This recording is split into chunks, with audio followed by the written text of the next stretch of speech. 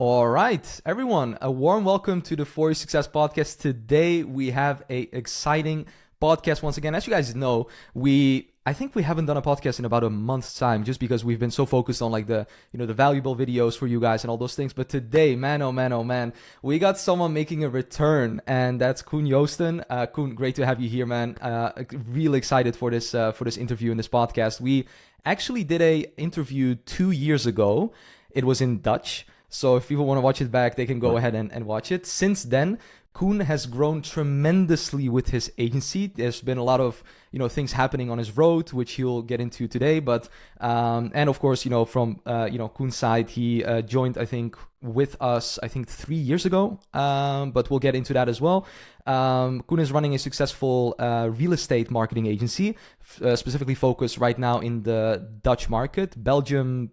Yes, also Dutch and Belgian market. Okay, so we'll get right into it. I'm really curious to know everything, Koen. We were just talking before this, and it sounded like you're absolutely crushing it with your agency. So let's get right in, Koen. Maybe you could tell us a little bit more about yourself, who you are, how you basically got started into this entire like online marketing space. We can start there, and then we'll take it from there and see how you're doing right now, man. Yeah, thanks for having me. First of all, of course. Yeah, so my name is Koen. I'm 25. And basically started this journey about 4 or 5 years ago. I was still a student. I think I started like how everyone started. You're 19 years old, you Google how to make money online, and that's and then it'll take you places. Let's say it like that. And then I bought some course from a Dutch SMMA guy when I was like 19 or something, but wasn't really satisfied with it. I did some like driving schools and some random clients, some random local clients basically.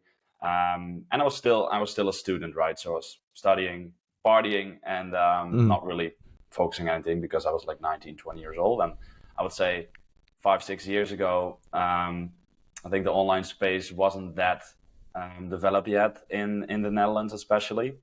We didn't have a lot of people making content and selling courses online. So it was a bit different than when you're, for example, 19 or 20 years old right now. Everything is a lot more accessible. But then I found you, and I was like, hey, maybe this is something I can try out. And I knew you were focusing on real estate agents as well in the Netherlands back then. So I was like, hey, that might be a good opportunity.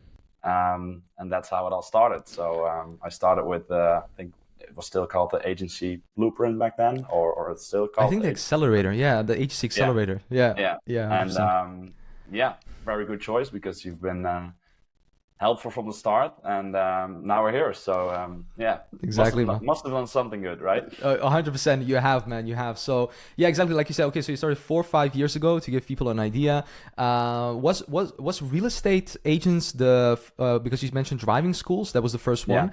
And did you go from driving schools then to immediately real estate agents when you joined the Accelerator, or was it like a different path? Well, it was just one driving school, and then I did like a teeth whitening salon. I wasn't really serious with it because, like I said, I was just a student. I was going out partying a few times a week. I wasn't really taking it very seriously, but I always knew that I didn't want a 9-to-5 job, and I just wanted to, work from my laptop and basically become an entrepreneur. So I always knew that, but I wasn't taking it that serious. Even until like 2 years ago, I would say, I wasn't really doing what is necessary to achieve results. And that's something I really had to learn the past 2 years, I would say. And then now the results are finally like showing up because of it. So. Yeah.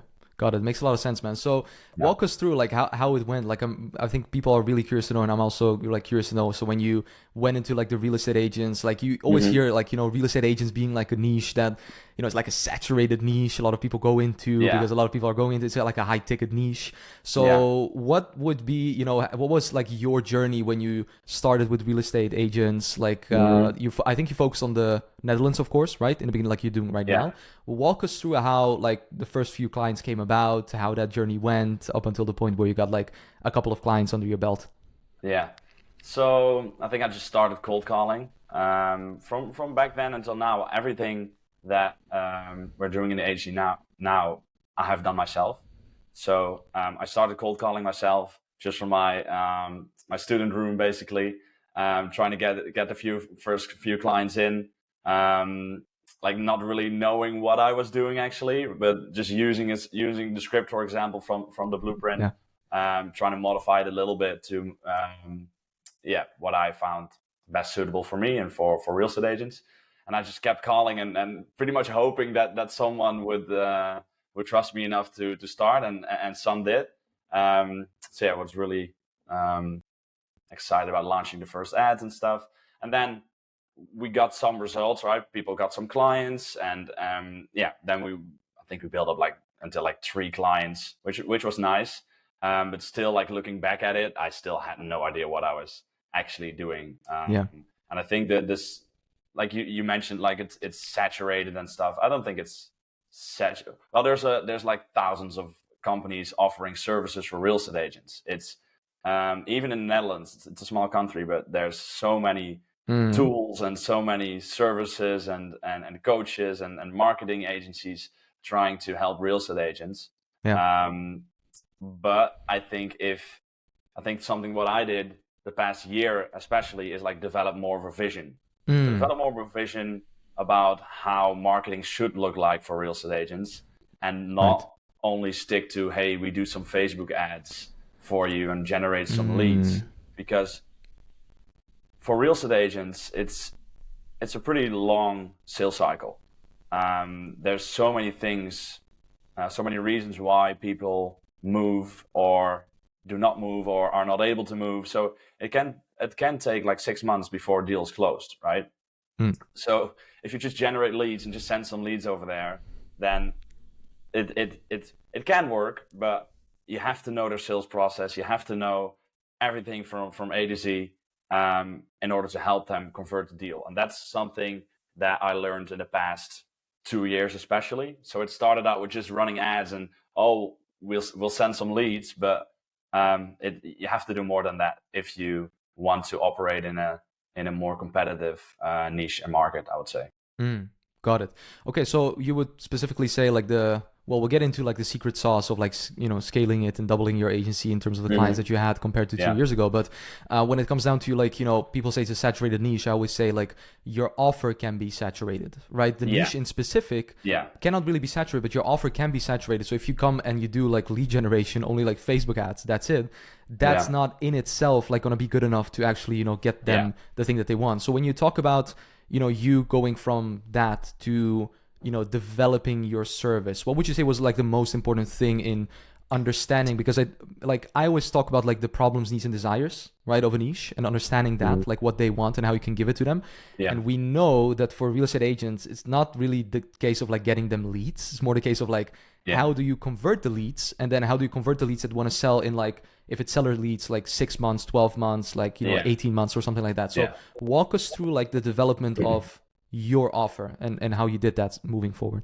Yeah, so like I said, I just started with Facebook ads, Facebook and Instagram ads. And the thing about generating leads for real estate agents, like you said, is you generate the leads, but how do you follow up with them? Because some are short term, some are open to move long term, and you have to take that into account. Um, and there's also a lot of like the standard lead generators who send leads to Mm. multiple real estate agents. They have to share their leads. The real estate agent with the lowest price wins the deal. That's what real estate agents are used to. So they know it's like saturated. They know there's a lot of things that people offer. So you Mm. really have to convince them on what you're offering, and what you can actually do for them more than just sending them leads, because they're used to it. They're mostly skeptical of it, and most of them have had a bad experience with either a lead generator or an agency. Mm. So what I would do is I would start to think like, hey, why aren't our leads necessarily converting? And I went through a whole phase of like, oh, we're running ads that are not good enough, or Is it the follow-up? We didn't know. And most of the time it's both. You can probably improve things on both. But I looked at the 80-20 rule, like where can we make the most impact? And 80% from the results we got for real estate agents was because of the follow-up. Some agents wouldn't follow up at all. Some had a hard time following up. They didn't know how.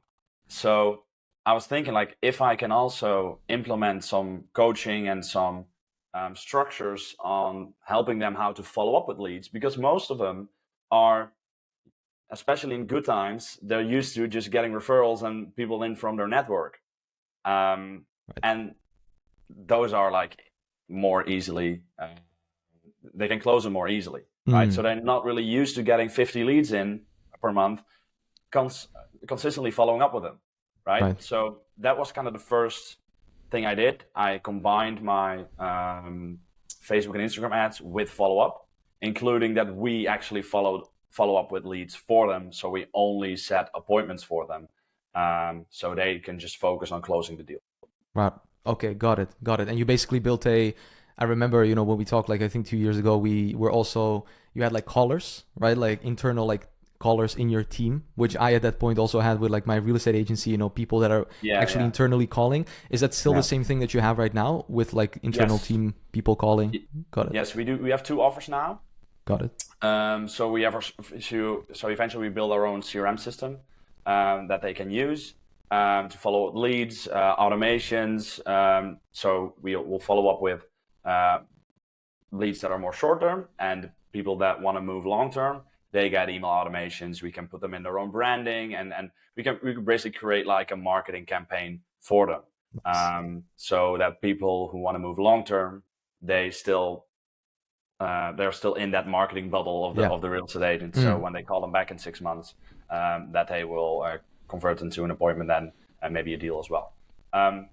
So we have 2 offers now. One is we just run the ads. We provide them with the CRM system, and it's a more standardized offer, mostly for real estate agents that are working alone. So in the Netherlands, you have like real estate companies, right? Real estate teams and real estate agents that work alone. It's a bit different from the US, for example. So what we've done is we actually created a tool inside of our CRM system to launch basically templates of ads. So within 5 minutes, you can launch an ad, which means we can do it for a lot cheaper than most agents do it, and we can provide the agents that are not able to afford the things that the larger real estate teams can afford, to help them also build out their marketing process, because most of the time they can't afford it, but with us they can. And then we have the second offer, which is we work more one-on-one. We launch your ads. We even call the leads for you. You get like customized email templates and email campaigns. We do one-on-ones. So that's more of a more one-on-one type of offer. Got it. Okay, so I'm hearing pretty much you're doing like a combination of like consulting, then a little bit also on like the second offer, if I'm hearing, right? Yeah, also, yeah. It's more one-on-one and more like now we're also building out a personal branding offer for them. So we have a videographer. Basically what I'm doing with my personal brand, that's what we're going to do for real estate agents as well, because that's still an untapped market. And that's something that I'm literally building out right now. So the way I see it is we can help them in 3 ways. We can help them with leads, and of course provide them with a follow-up system. The second offer is, hey, we'll help you get leads, and we really dive into the follow-up and make sure we coach and consult you one-on-one on that, and we even call the leads for you. So then the basic structure is already in place. The basic lead generation and follow-up process is already in place, and that can only be strengthened, and that can only be the personal brand that we're going to create afterwards as like step 3 is basically something that's going to multiply the conversion even more, because you build more trust and notoriety with your audience and with buyers and sellers. Exactly. It's already built on a foundation of like, the leads, all the things that you're basically needing to do in the beginning. Yeah, that makes a lot of sense. But the leads, the process of lead generation and generating your own leads and not just buy them from real estate agent, Exactly. real estate lead generators, Lead basically. generators. Yeah. And having a sufficient follow-up system is essential. Mm. Because if you just start with making videos, it looks nice, but you're not getting any traffic, you're not getting any conversion. So Exactly. you have to do step 1 and 2 first, and then build out your personal brand, which is exactly what I've done for my agency. Build up the structures first, and now multiplying the conversion and multiplying the amount of multiplying the closing rate, actually, Exactly. by creating my own personal brand. So everything we do for real estate agents, we do ourselves for our agency. We use the same systems, we use automations, we run ads, all of that. And we have a Amazing. personal brand, so yeah. And a personal, wow, man. So I just get, sometimes when we're talking, I'm thinking like, wow, man, I remember the call that we had 2 years ago. I've seen you grown so much, man. Yeah, Like, it's crazy, man. it's so amazing to see that, man. And I told you before here as well, like you've practically, what you've done is you've taken a look at an offer that a lot of different people are doing in a specific niche. And you've looked at that and you were like, you know what?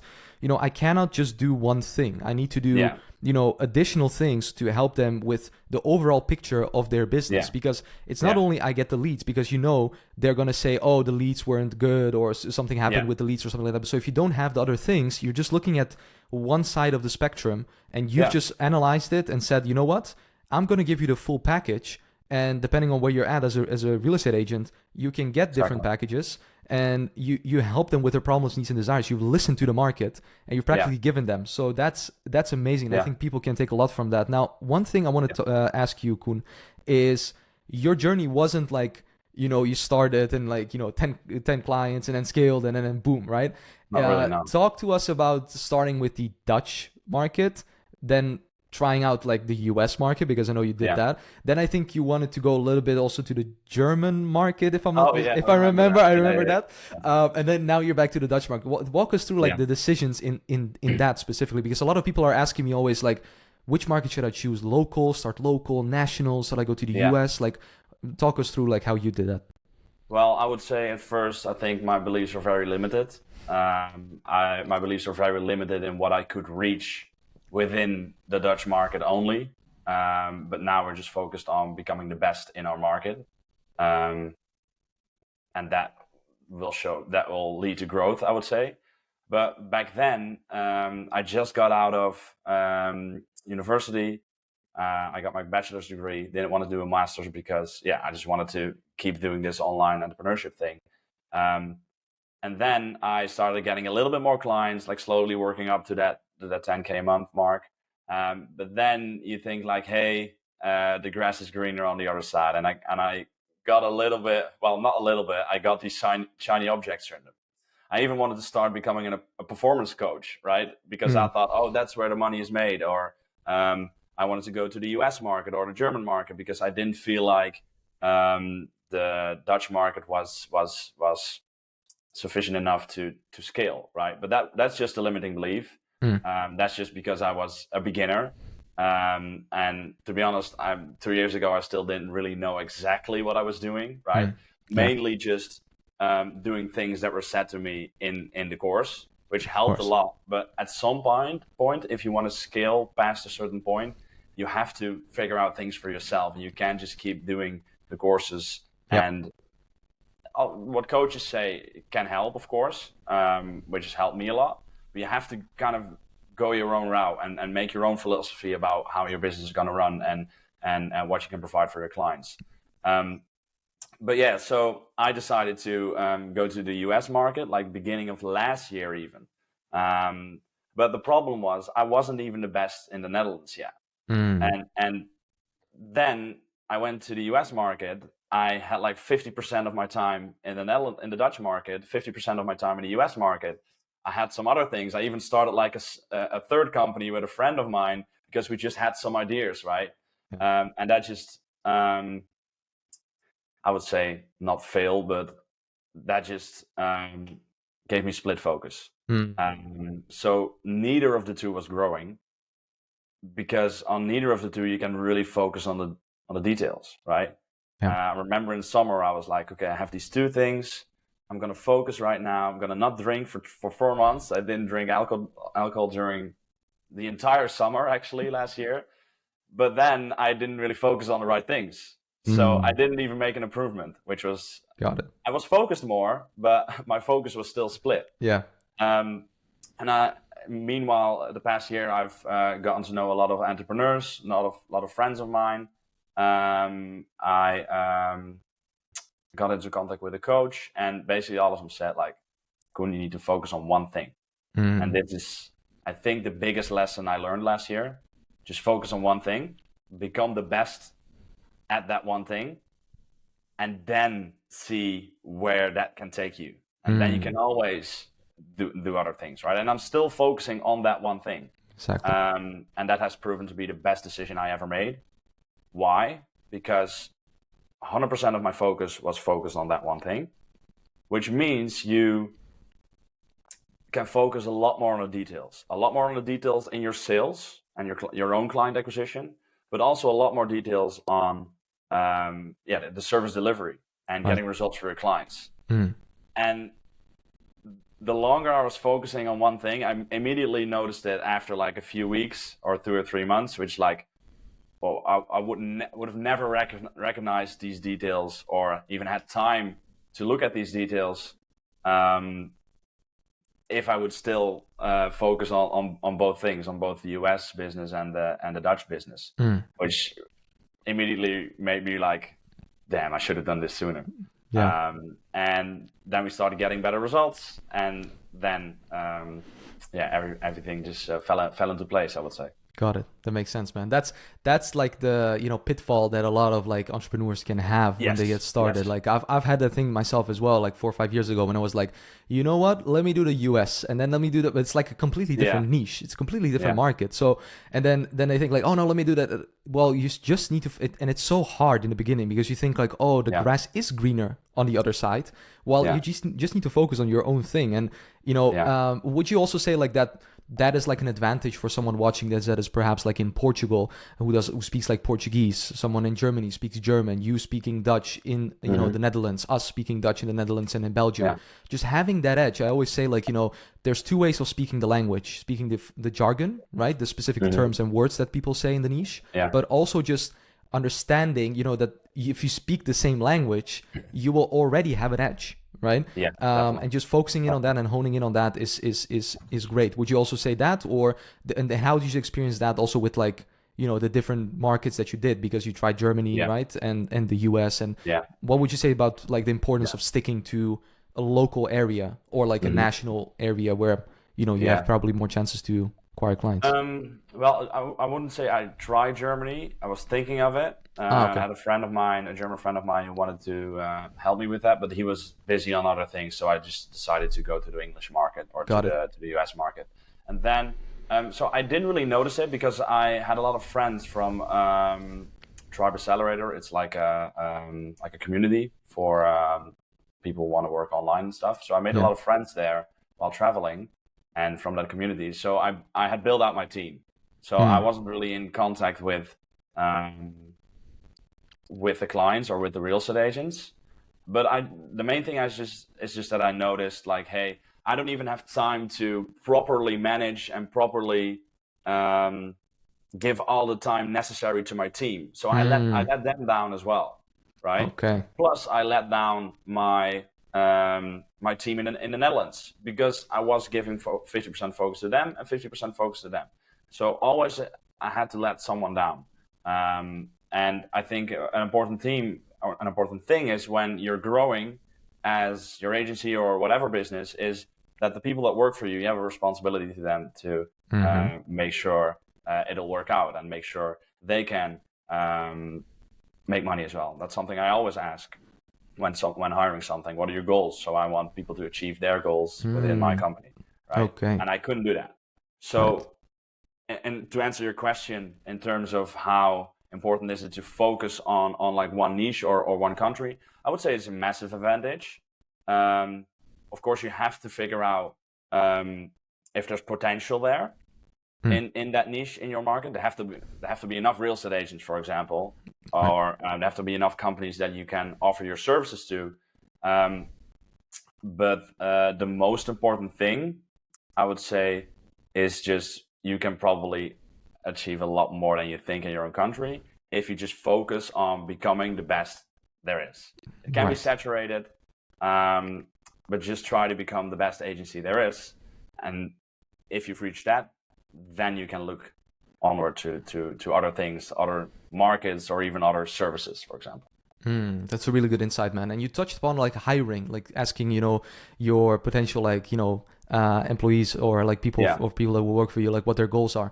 Talk to us about like the process of like your team growing, how many team members you have right now with Yeah. kind of the current clients that you have, and your process of like hiring. Like, how do you know when Yeah. to hire and who to hire, basically? Walk us Yeah. through that process.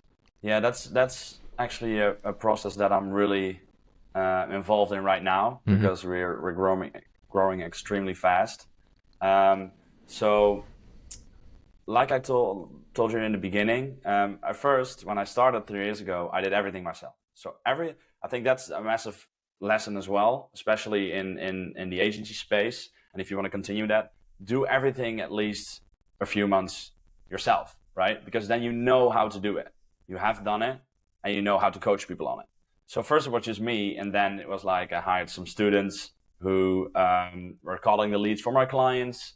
And then I got more clients. I needed someone to help me with the service delivery, so I hired a media buyer. But back then I didn't know how to hire. I didn't know how to manage. I didn't know how to hire. So people that I hired were also friends of people I know. And then sometimes they would make a mistake, and I was like, yeah, do better next time. You know what I mean? Yeah. I wasn't as firm with them as I should be. Right. And then I always thought like, I'll just hire someone and I'll train him up to be better, right? But something I've done right now is to hire A players, I would say.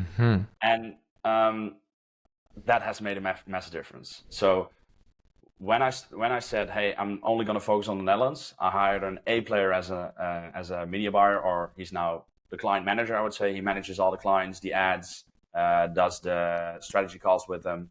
And now since a few weeks, we've hired a sales guy, a closer, which in, I would say, a month or in 6 weeks, they will be doing everything. So they will manage the whole sales. They will manage the whole sales department, and my media buyer or my client manager will manage the whole of the service delivery. And if you have 2 A players there, you can trust the rest of the company to run well, right? So that's a massive thing I've learned. Just hire A players, hire people who are better than you in the things that you are doing, and that is one of the reasons that we grow so fast in the past 3 months. Looking back now, would you have hired A players quicker than doing it yourself? Yes. I was thinking, I need to spend money, but you're just investing money, right? You're just investing it. And so, I would definitely do a lot of things quicker than I have done. Got it. Because like now, I'm guessing also the potential to grow with already what you're doing right now is even higher when you have great team members. Something I've learned as well. Definitely. Like if you have a team of really good people, it's gonna help you so much to like grow to the next level. Yeah. So talk to us a little bit about like, okay, so you have like pretty much like a CMO, like account manager type of person that is doing that, salesperson that is doing that. Yeah. What are you doing right now in the agency with the the clients that you have? Like how does your day, like a day in Koen's marketing agency look like for now? Yeah, so we're still in that transition period. Like I'm not doing anything in the fulfillment anymore. That's just Maarten, my colleague, who's getting amazing results right now, and I just made him completely responsible for the results we got for clients, which is again going amazing. So what I'm moving towards now is to get myself out of sales, because at this point in time, we're setting so many sales meetings that the new closer can't even take them on anymore. So I have to do sales calls as well. That's something I want to move away from, so I have more time. So that's the main priority right now. So how does a day in my life look right now? So I wake up, I go to the gym first thing in the morning, get the hardest thing done first, I would say. And then I do my daily follow-up. So I still have some sales calls, and like if I say to real estate agents, you have to follow up, then I have to follow up as well. Mm-hmm. So I follow up with real estate agents that might close into a deal or want to become a client. That's the first thing, because your sales is the most important thing. So I would recommend everyone to do your follow up first thing in the morning, Right. as one of your first tasks of the day. Then after I have some breakfast, I'm mainly focused on creating content right now. So all of the systems and all of the processes are in place. The only problem that we have is that we need to hire people to take on the work, which is a good problem to have, I would say. Yeah. But I'm now focusing on creating content. So that's something I do like after breakfast for like 2 hours a day, 3 days a week, and then I have completely scheduled in my content for the next week. And I have 2 other days, like Tuesday and Thursday. I'm just gonna build something. So I'm just gonna build the process, build the tracker, improve the tracker, or there's Right. always something that can be improved. Yep. That's something I'll do then. And after that, it's just for me, it's sales calls Got it. or first team calls. So that's an important thing as well. We have daily huddles, Right. which is from the book Scaling Up. I don't know if you Yep. read it. So we have 3 daily huddles right now.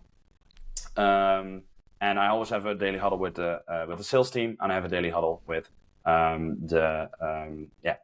the service delivery Service manager is marketing, what I call it, Yeah. basically. So it's 2 daily huddles right now, and then every day we just meet and say, hey, these are the tasks for the day, so I know that everything will be completed.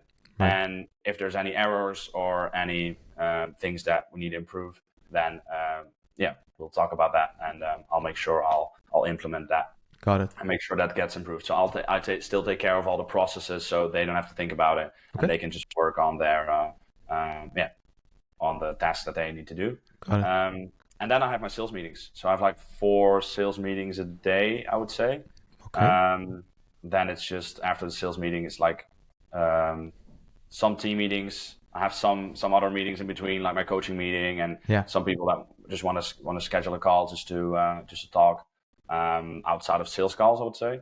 Then it's dinner, and after dinner, I just try to finish up some things.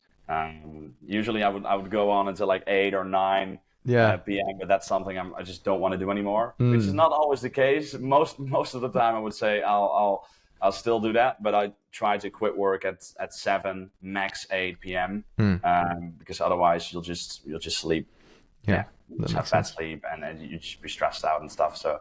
I'm now setting a cap at the time I want to work at. So amazing. Like, yeah, man, that's a great like the recommendation of the book that you have, like Scaling Up. It's a really good book. It's a great book. 100%. And one also, I don't know, for the people watching, I always talk about like essentialism from Greg McKeown, like the specific focus, and the thing that's really in your like journey come across as like focus, right? Yeah. And just doing that and the development that you made. So one thing I'm also curious to know, and I think people watching as well, like what is kind of your, because you've doubled like the clients that you've had like 2 years ago from the interview that we had. What is like your I would say from 2 years ago, I would say it's even more, maybe 3 doubled already. 3 doubled. Okay, 3 times. Well, that's awesome. Since 3 months, we've doubled our monthly retaining revenue. Let's go, man. Okay, that's awesome. So, that's awesome, man. I'm just congratulating you the entire time because I'm just so happy, man. But okay, so 3 times. It's crazy how to think about where it's crazy, man. It's crazy. Yeah. I get goosebumps from it, man. It's amazing. So like 3 times scaled it. So what is the goal now for like the upcoming months? Because you have like a really good like team members in place now. Yeah. You're hiring more people. What is the goal for this year with the agency, for how it's looking right now? The goal, like we've doubled since the start of the year. The goal is to at least, make it 5 times bigger, I would say. Nice. So there's a long way to go, but I think we can actually reach it maybe in Q3. So we just want to build out the personal branding offer. So the 2 offers, the first and the second offer, are already built out. We just going to grow that, and that's just basically time, because we're setting the meetings, we're closing the deal, so it's just time until we hit that. And then I also want to build out that personal branding offer, which should make us go 5x before the end of the year. And the best thing about it is that the past 2 years, as you know, as an entrepreneur, you're just doubting yourself constantly. Am I gonna hit this? Oh, there's a setback. Ooh, Yeah. is this still something I need to do or not? And I would say like the past month, past 2 months, past 3 months, I just only had the feeling like I'm not worried about at all that we're gonna hit those targets. Right. But also, it's not even like the insecurity about are you gonna hit your targets? You get that insecurity because you know deep down that the systems are not in place. You know that the systems are not sufficient enough to actually scale, right? Yep. And I know now that we've done the work to build out the systems and build out the pillars and the infrastructure to make that happen. Exactly. So Yeah. that's something I'm actually really proud of, because most of the time, especially in the beginning, you're like doubting yourself a little bit if you can make the goals that you set out for yourself. So yeah, that's the goal at first, to go 5x. Then for me, the second step is to remove myself more from the agency. Basically, what I'm doing right now is just I want to keep creating the content, being Right. like the face of the agency, and I just want to manage the team. Right. Of course, we'll have CMO and our sales manager, but mainly I just want to move on to other things. Right. So we're looking at international real estate. I'm looking at creating a personal brand for online entrepreneurs, which is something which may be a year ahead. Because I also was thinking, I don't want to be involved with real estate agents forever, because I like the online space. I've made a lot of friends. I've known a lot of people in the past 2 years, I would say. Yeah. So I want to do something more in that space to also help those people with something. I haven't figured out what, but I am careful with doing that, because I know that I need to focus on one thing and stay in my own lane. So I don't really want to think about that right now. It's just something I have in my mind. I just want to make sure we go 5x first before thinking about or pursuing something else. Amazing, man. Amazing journey. And I think in a year's time or 2 years' time, we'll be sitting here and you might have 10x'd it, man. And just, that will be That's incredible. what we're working towards. Exactly. I would say. 100%, man. And so we're going to make it happen, and then we'll do another interview. We'll do it a third interview, man. 100%. Yeah. So to finish it off, Koen, one thing I would like to ask you is, for the people that are watching this, right? There are people that are just wanting maybe to start their agency. They are already doing their agency and they want to scale it up like you are doing right now. Like, what is one tip that you would... I wouldn't say like the secret sauce, because there's no secret sauce. You just have to work hard, create the systems, build a team, like all the things that we're talking about on this channel. But like, what would you say that you would like to give to someone as a tip in terms of like, in general, if they were to like, get clients, grow their agency and start doing that in this space? As we talked about a lot in this in this call, basically, is like focus on one thing, but I want to elaborate on that a little bit more. And something that I noticed as a result of focusing on one thing is that in order to actually scale and set everything right, you need to do a lot of small things really well, right? It's not about having the basics. It's about a lot of small things and executing them perfectly. The more smaller and detailed things you execute well on, the more you grow. So yeah, I would say combine that with focusing on one thing. That's just the best lesson I've learned, because when I made the decision to only focus on one thing, that was when the results started coming, because we can focus on those small details. Another thing I would say, just because there's so many coaches, there's so many courses and so many standardized ways of doing things, like, hey, run your Facebook ads, do this, or start a dropshipping store, or whatever you do. If it's dropshipping, if it's coaching, if it's an agency, just make sure you actually have a philosophy or like a vision about what your company actually is and why it will help people, right? The book that I would recommend is definitely The Blue Ocean Strategy. That's a massive has been so helpful for me, at least. Right. And it's just finding your own space in in your niche, for example? Right. How are you different from your competitors? Because it's so hard. I see it pretty much every week. It's like, oh yeah, we've a real estate agent that says to me, oh, we've been called by another agency, and I started out that way. So it's not anything bad against people who are just starting out, but know that, be careful by doing the same thing as other people are doing, because then you get lost in the crowd. So really think about, why am I choosing this niche? Why am I actually pursuing this? And what can I actually bring to the table? How can I offer a different perspective? Because that, in the end, is what what makes someone different from just someone who just bought a course. Exactly. Bought an SMMA course, or just did something that a coach has taught them. Exactly. So actually create a company with a vision, and that gets results. Amazing, man. This is definitely, I hope for you guys, been an eye-opening interview. For me, at least, was an amazing, time again with Koen. Koen, I want to thank you so much, man, for taking the time and everything related to Lead Estate, right? Lead Estate. I think it's an amazing name as well.